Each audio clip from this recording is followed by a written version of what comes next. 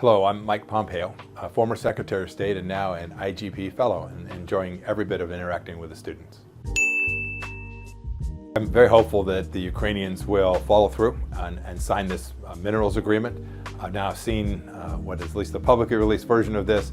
It would strengthen the relationship between the United States and Europe, and with Ukraine in particular, and I think increases the probability that in the end we get what everyone hopes for, which is stand down of the violence, fewer people being killed, and a situation where in the end it is viewed as Vladimir Putin having lost this war. I remember this same debate, 6 years ago now, when I was secretary.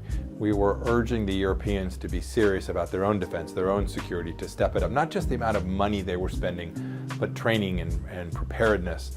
And sadly, the deterrence that we had in the first 4 years of the Trump administration was lost. Vladimir Putin invaded, and now the restoration of that deterrence has to be the result. And so I'm very hopeful that President Trump will continue to support the things that will deliver. The Europeans will take the lead, and the United States will provide the support necessary to make sure that Vladimir Putin loses this war.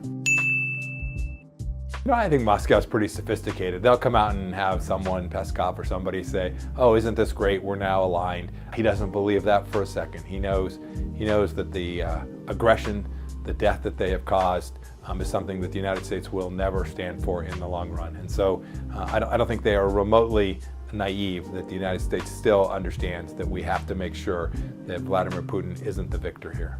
And I think they know that.